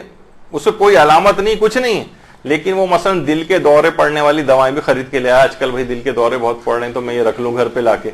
تو یہ عام طور پر یہ کوئی ضرورت کی ایسی دوا نہیں ہوتی, نہ کوئی گھر کے اندر ایسا بیماری ہے اس کو, نہ پہلے سے کچھ وہ ہے, وہ لا کے رکھے گا, ان کا خمس دینا پڑے گا اس کو. یا کوئی ضرورت سے بہت زیادہ لا کے رکھ لے, مثلا ایک پتا بھی اگر گھر میں ہو تو کافی ہے ضرورت کے لیے, وہ پورا پیکٹ لے آیا مثلا 100 گولیوں والا, تو جتنی ضرورت کے مطابق سمجھی جائیں گی کہ بس ایک اسٹرپ کافی ہے, اتنا بڑے پیکٹ کی کوئی ضرورت نہیں, سوائے اس کے وہ ممالک کے جہاں پیکٹ کے علاوہ کوئی چارے کار نہ ہو اور وہ پورا ہی پیکٹ خریدنا پڑتا ہو تو ایک الگ بات ہے. لیکن عام طور پر جتنی ضرورت تھی صرف اتنا, کیونکہ میں ایک صاحب کو ایسے جانتا ہوں جنہوں نے باقاعدہ, یعنی آدمی وسواسی کی حد تک نہ پہنچے, انہوں نے باقاعدہ مجھے لے جا کے دکھائیں گے اور پوری ایک لسٹ بنائی ہوئی تھی, گھر میں ایک چھوٹا سا میڈیکل اسٹور ٹائپ کا کھولا ہوا تھا کہ یہ دیکھیں میں نے فلاں فلاں یہ ساری دوائیں ہیں, ان سب کی میں نے ایکسپائریاں نوٹ کر کے اپنے پاس رکھی ہوئی ہیں, اور جیسے ہی ایکسپائر ہونے والی ہوتی ہے فوراً میں ریپلیس کر کے دوسری دوا لے آتا ہوں ایکسپائری سے پہلے.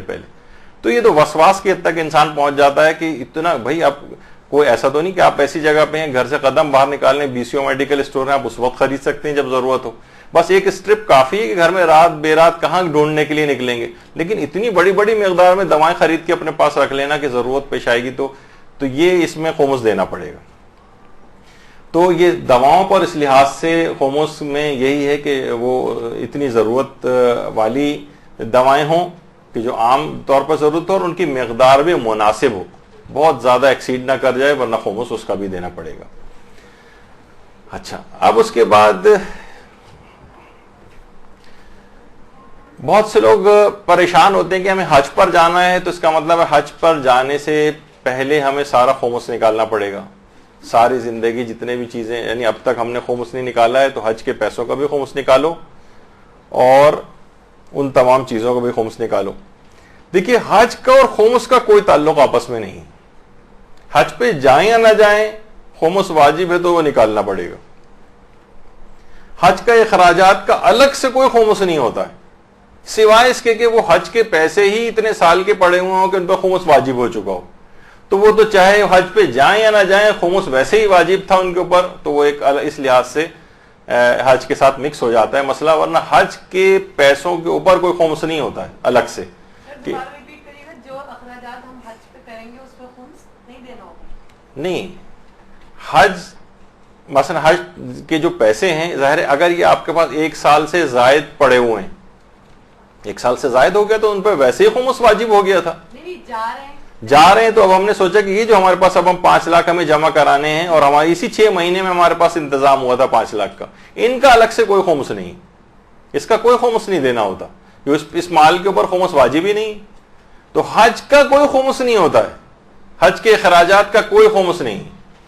لیکن کیونکہ عام طور پر مشہور یوں ہو گیا کہ وہ زیادہ تر افراد ایسے ہوتے ہیں, نظر آتے ہیں کہ وہ ساری زندگی خمس نہیں نکالا ہوتا, اب حج پہ جا رہے ہیں, ڈر رہے ہوتے ہیں کہ اتنا مالی واجبات ہماری گردن پر ہیں, ہم اس گناہ کے ساتھ جائیں گے تو ہمارا حج پتہ نہیں قبول ہو یا نہ ہو, اس طرح کی ایک صورتحال ان کے ساتھ ہوتی ہے. تو بہرحال حج کا اور خمس کا آپس میں اس لحاظ سے کوئی براہ راست تعلق نہیں ہے. ہاں اس مال پر پہلے ہی سے خمس واجب تھا, کئی سال سے پڑا ہوا تھا ہمارے پاس پیسے, اسی سے اب حج پہ جا رہے ہیں, تو یہ ایک الگ بات ہو گئی, اور یہ اس کا خمس ویسے ہی نکالنا ہے, چاہے حج پہ جائیں یا نہ جائیں, خمس تو واجب تھا, وہ نکالنا ہے آپ کے لیے ضروری. ہاں حج کی نیت سے پیسے جمع کر رہے ہیں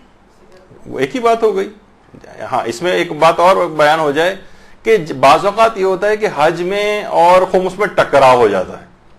حج میں اور شادی میں ٹکراؤ ہو جاتا ہے. مثلا اگر ہم حج پہ چلے جائیں گے تو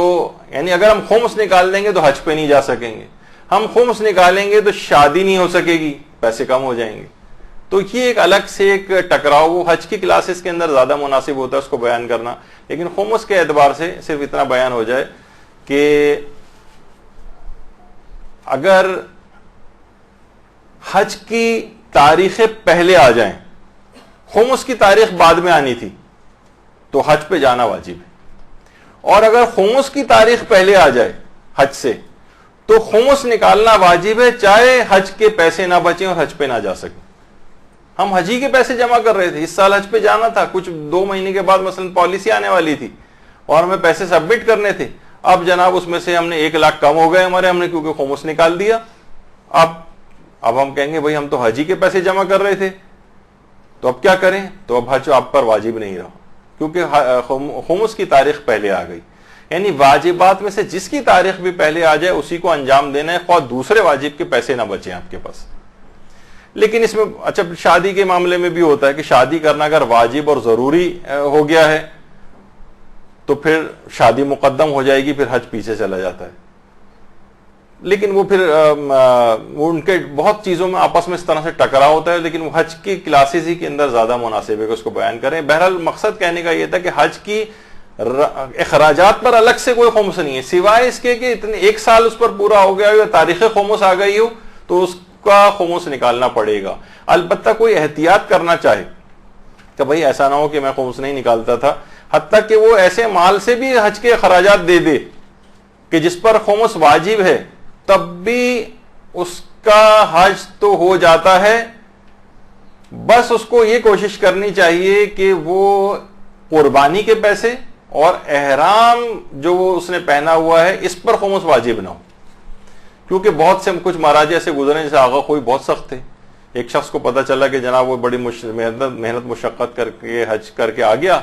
اور اس کے بعد پتا چلا کہ جناب اس نے تو خمس نہیں نکالا تھا، حتیٰ کہ اس قربانی کے جانور جو تھا وہ بھی اس نے اس پیسے سے لیا ہوا تھا جس پر خمس واجب الادا تھا. احرام کے کپڑے بھی اسی پیسے سے بنائے ہوئے تھے. آغا خوئی اس میں بہت سخت تھے. تو اس نے آ کے کہا، جب بعد میں پتا چلا حج کرنے کے بعد، اس نے کہا میں اس سے دگنا خمس نکال دیتا ہوں. آغا خوئی نے کہا اس کا کوئی حل ہی نہیں ہے سوائے اس کے اگلے سال دوبارہ حج پر جاؤ. تو بہت سے اس طرح کے مسائل اس کے اندر ہوتے ہیں. تو کم سے کم کوئی آدمی احتیاط کرنا چاہے اور خمس وغیرہ وہ نہیں بھی نکال رہا ہے لیکن اس کو شک ہو رہا ہے پتہ نہیں کوئی ایسا پیسہ مل نہ گیا ہو اس کے اندر، تو کم سے کم قربانی کے جو پیسے ہیں، جو بھی پیسے بنتے ہیں، مثلا اگر 10,000 کا بکرا ہے تو 2,000 اس کے نکال دیے جائیں، اور اگر مثلا 2,000 کا جو ہے وہ احرام کا لباس اس کا ہے مثلا، خیر وہ تو شاید 2,000 زیادہ ہو جائیں تو، لیکن بہرحال 400 روپے اس کا، 2,400 روپے مثلا خمس نکال دے تو کم سے کم حج اس کا بچ جائے گا اور حج باطل نہیں ہوگا اگر اس کے اندر خمس ملا ہوا نہ نکلا ہوا پیسہ اگر استعمال کر لیا اس نے. تو بہرحال ایک سیف سائڈ پہ ہو جانے کے اعتبار سے انسان اس طرح سے کر سکتا ہے.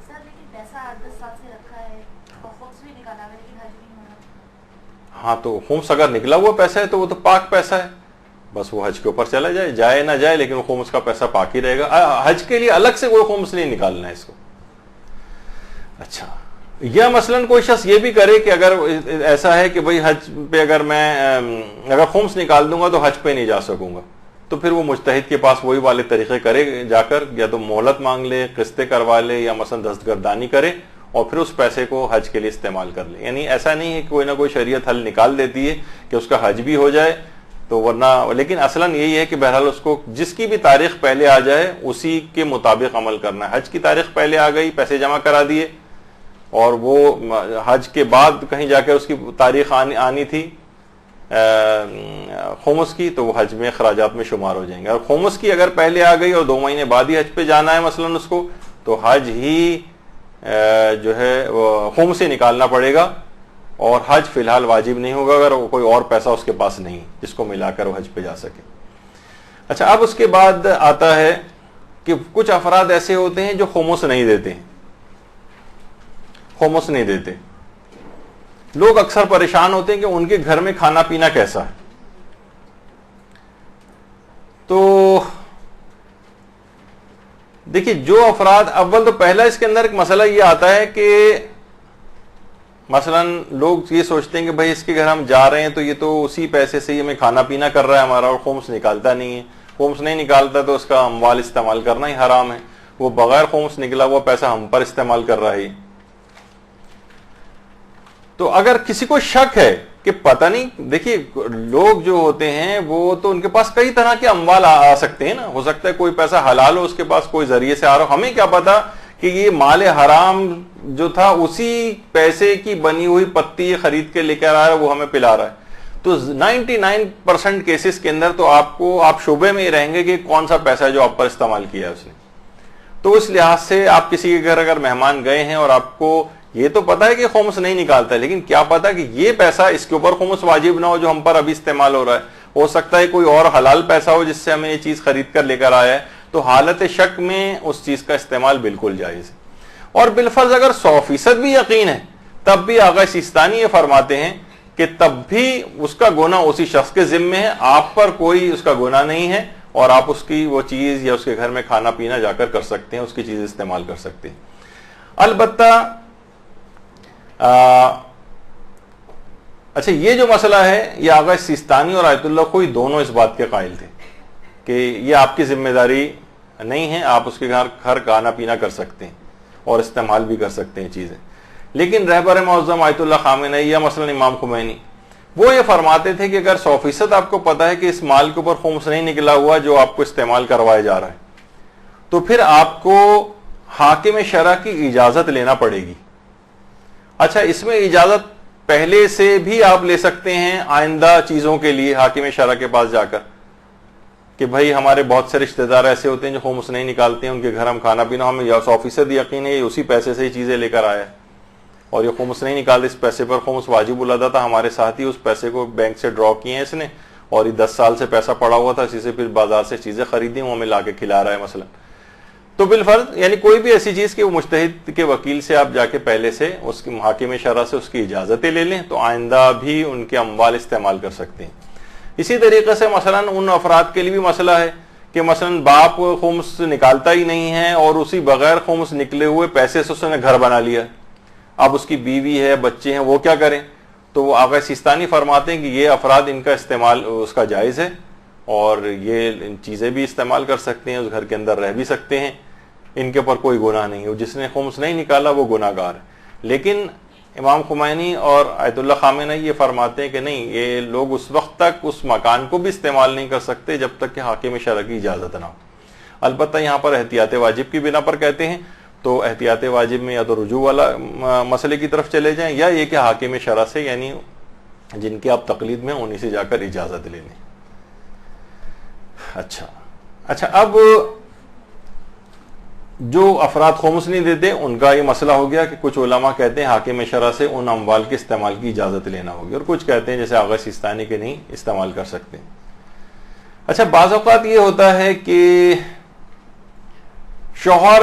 خمس نہیں دیتا اور اسی پیسے سے بیوی کو حج پر بھیج رہا ہے اور اس پیسے میں خمس نہیں نکالا ہوا اس نے، تو آغا سیستانی فرماتے ہیں کہ بیوی اس پیسے سے حج پر جا سکتی ہے اور اس جو وبال ہے وہ جو ہے وہ شوہر ہی کی گردن کے اوپر ہوگا. یعنی اگر شوہر اپنی بیوی کو اس مال سے حج کا خرچہ دے جس کے بارے میں بیوی کو علم ہو کہ اس پر خمس نہیں دیا گیا تو بیوی پر کچھ واجب نہیں، خمس کی ادائیگی شوہر ہی کے ذمے ہے. وہ خود ادا کرے نہ کرے، وہ گناہ گار ہو یا ادا کر دے جیسا بھی ہو، لیکن کم سے کم بیوی کے اوپر اس کا کوئی وہ نہیں ہے گناہ، اور وہ جا سکتی ہے. اور جو دیگر مراجع کے مقلد ہیں وہ وہی حاکم شرع وغیرہ سے اجازت لینے والا مسئلہ اس سلسلے میں کریں. اچھا اب بس اس میں 2 مسئلے اور بیان کر دوں، اگرچہ پھر بہت سارے مسئلے آج بھی باقی رہ گئے اور ظاہر دوسرا لیکچر بھی بہت ضروری ہے جو آپ کا ہوگا. وہ یہ ہے کہ حرام کاموں میں کیے گئے خرچے جو ہوتے ہیں حرام کام میں ان کا خمس بھی ادا کرنا ہوتا ہے. مثلا کسی نے لہو و لعب کی گھر میں محفل منعقد کی، شام غزل، شام موسیقی، جناب 2 لاکھ روپے اس کے اوپر خرچہ آ گیا، گانے بجانے کی محفل، اس کا خمس دینا پڑے گا اس کو. اسلام اس کو خرچہ نہیں سمجھتا، وہ سمجھتا ہے کہ یہ سیونگ ابھی تک آپ کے پاس ایسی پڑی ہوئی، یہ خرچہ ہی نہیں ہے کوئی، اسلام اس کو نہیں مانتا ہے. مثلا کوئی شخص ہیروئن پی رہا ہے، نشہ کرتا ہے، شراب پیتا ہے، یہ حرام میں جتنا بھی پیسہ خرچ کر رہا ہے ان سب کا اس کو خمس دینا پڑے گا، اس کا خمس ادا کرنا. یعنی حرام کاموں میں کیے گئے جتنے بھی خرچے ہیں اسلام ان کو خرچہ سمجھتا نہیں ہے، اور ان سب کا خمس کیلکولیٹ کرنا پڑے گا اس کو اور ادا کرنا پڑے گا، اور جتنے بھی اور اس طرح کے حرام کام ہیں ان کو خود چیک کرنا پڑے گا. البتہ ایک اور بھی ہے جس کی عام زندگی میں ایک عام شخص بھی کرتا ہے، وہ اسراف پر خمس، یعنی اپنی شان اور اپنی حیثیت سے بڑھ کر بہت زیادہ خرچ کر دینا، جس کو اسراف کہا جاتا ہے. دیکھیے اسراف ایک ہوتا ہے اسراف اور ایک ہوتا ہے تبذیر. اسراف کہتے ہیں ضرورت کے موقع پر اپنی حیثیت سے بڑھ کر خرچ کرنا, اور تبذیر کہتے ہیں بلا ضرورت خرچ کرنا. اسراف میں ضرورت کے موقع پر شان سے بڑھ کر خرچ کرنا, ضرورت سے بہت زیادہ خرچ کر دینا ضرورت کے موقع پر. اور تبذیر کہتے ہیں جو اس سے بھی بڑا گناہ ہے بلا ضرورت. مثلا کسی کے پاس نوٹ ہے, اس نے نوٹ کو جلا دیا, یہ بلا ضرورت, یعنی یہ کہ آپ نے کیا کہ حرام بھی ہے, تو اس کو تبذیر کہا جاتا ہے بلا ضرورت. اچھا, اب اسراف پر خمس کی جو مثالیں عام طور پر جو آج کل بن سکتی ہیں وہ یہ کہ مثلا قرضے لے کر اس طرح کی شادیاں کرنا کہ جس میں مہندیوں, مانجوں, مائیوں اور ڈرون کیمرے سے مووی بننا. پیسے نہیں ہے, پوری دنیا سے مثلا تقاضا کر کے مانگا جا رہا ہے, لیکن ان کاموں میں اس پیسے کو خرچ کیا جا رہا ہے. یہ ہر شخص اس کو کہے گا کہ یار یہ آپ کی ضرورت اور شان سے بہت زیادہ یہ آپ نے ایک تو خرچ کر رہے ہیں, اور دوسرا یہ بلا ضرورت خرچ کر رہے ہیں, کیا ضرورت کے موقع پر بہت زیادہ اسراف سے کام لے رہے ہیں. ان سب پیسوں کو اس کو کیلکولیٹ کرنا پڑے گا, اور جب اس کی حیثیت ہوگی تو یعنی اس کے اوپر خمس آ جائے گا. اب یہ اس کے اوپر خمس آ گیا, یہ اتنا مقروض ہو گیا اور سادات کا اور حق امام اس کے ذمے آ گیا ہے, اور اتنے پیسوں کا حساب کر کے اس کا خمس نکالنا پڑے گا. تو ضرورت سے بہت زیادہ اور اپنی شان سے بہت بڑھ کر اس لحاظ سے خرچ کرنا, یہ اس طرح کے خرچوں کو خود دیکھنا پڑے گا. اور یہ نہیں سمجھا جائے گا کہ بھائی اتنا تو چیزیں آج کل بہت نہیں, معاشرے میں کیا ہو رہا ہے یہ نہیں دیکھا جائے گا. آپ کی شان کیا ہے معاشرے کے اندر اس کے مطابق دیکھا جائے گا کہ آدمی کتنی قسمہ پرسی کے اندر گزارا کر رہا ہے. جب اس کی شادیاں جا کر دیکھتے ہیں تو آدمی چکا چوند ہو جاتا ہے کہ بھئی یہ کس طرح کی, اس نے پتہ چلا اس نے اتنے قرضے, سودی قرضے لیے ہوئے ہیں, اتنا فلاں جگہ سے مانگا ہوا ہے, اور اس سے جو ہے وہ ڈرون فلمیں جو ہیں وہ جو بن رہی ہیں, اور بے تحاشا اسراف جو ہے نا پیسے کا کیا جا رہا ہے. 20-20, 30-30 لاکھ مثلا اس طرح سے شادیوں کے اوپر جو ہے خرچ ہو رہا ہے, جو کہ متوسط یا غریب طبقے کے لیے بہت ہی اہم اور قیمتی جو ہے پیسہ جس کو شمار کیا جاتا ہے. وہ اتنے آرام سے ایک دن کی بادشاہی اپنی قائم کرنے کے لیے انسان اس طرح سے خرچ کرتا ہے. تو ان تمام چیزوں کے اوپر بھی خمس دینا پڑتا ہے. لیکن آپ دیکھ رہے ہیں کہ ہم خمس کے مسائل کو اس طور پہ لے کے چلنے میں کتابی طور پہ لے کے نہیں چل رہا ہے اس کو, ورنہ توضیح المسائل کی طرح دفینے کے حکام اور فلاں اور غوطہ خوری کے ذریعے جواہرات وہ والی ترتیب ہم نے نہیں رکھی اس کے اندر, بلکہ وہی جو عام طور پر ضرورت لوگوں کی ہوتی ہے, جو عام طور پر مسائل ہیں, ان کو ہی ڈسکس کرتے ہوئے آگے جو ہے بڑھنا تھا. اگرچہ ابھی 40-50 مسائل اور ابھی باقی تھے, لیکن کیا کریں کہ مسئلے پھر رہ گئے ہیں, اور آگے کی جو جتنی بھی تاریخیں آ رہی ہیں اس میں تو بہت اہم ایونٹس کے اوپر ہمیں ویسے ہی گفتگو کرنا ہے. اب پتہ نہیں خمس کا موقع کب ہم کو ملے گا, شاید عید کے بعد ملے, لیکن کیونکہ اگلے ہی موضوعات بہت اہم آنے والے ہیں تو انشاءاللہ ان کے اوپر گفتگو ہوگی. وصلی اللہ علی محمد وآلہ الطیبین الطاہرین. برحمتك يا أرحم الراحمين وصلى الله على محمد وآله الطاهرين.